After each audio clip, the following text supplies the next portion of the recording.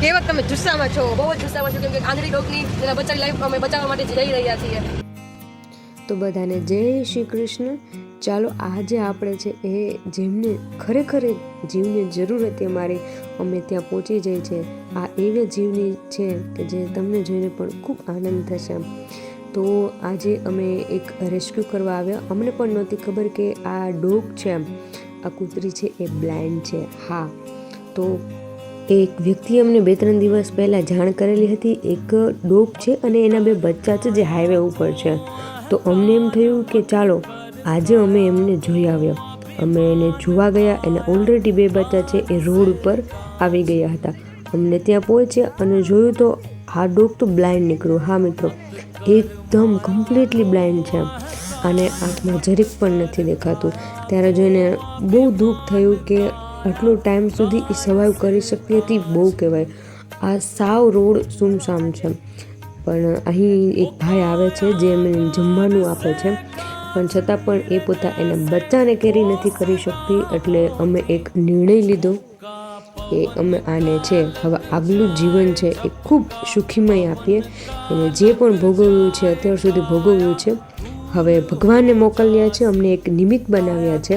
તો હવે આને છે એ સ્વર્ગની અનુભૂતિ કરાવે અને પોતાનું ઘર કહી શકાય એવો જીવ સાર્થક સંસ્થામાં અમે એને આશરો આપી અને અમે બસ આવી જ નિરંતર સેવા કરતા રહીએ.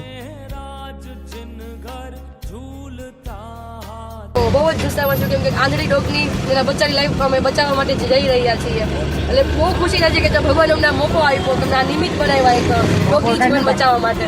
બધા તો નહીં પહોંચી શકીએ, પણ કમસે કમ જ્યાં પહોંચીએ છીએ ત્યાં જઈએ. અને પ્લસ અમને ખબર પણ નથી કે આ ડોગ આંધળું હશે. અમે તો ખાલી ખવડાવવા માટે ગયા હતા અને ભગવાનને બસ એવું માર્ગ બતાવ્યો કે અમે ત્યાં સુધી પહોંચીએ અને અમે જીવન બચાવીએ. પાછું એ પ્રોપર આપણા ઉપલેટામાં નથી, ઉપલેટાની બહાર છે. અમે તો ખાલી જમાડવા ગયા હતા. અમને અચાનક ભગવાને દેખાડ્યું કે આને જો જરૂર છે તમારી, તમે લઈ જાઓ આને. તો મિત્રો આ આપણે ઉપલેટાની બહાર આપણે હાઈવે આવેલું છે, ત્યાં પુલ નીચે છે ડોગ, એને લેવા જઈ રહ્યા છીએ. દેખાતું નથી પણ આટલી શાંત છે ને, એટલું ભેગું છે. હવે અમે આગળની જિંદગી એટલી સારી કરશું ને કે બધા દુઃખ ભૂલી જશે. બહુ સારી જિંદગી છે આગળની બેટા. સંસ્થાએ મસ્ત જીવવાનું છે. ઓલરેડી એક બ્લાઇન્ડ ડોગ છે, બહુ સરસ રીતે જીવે છે.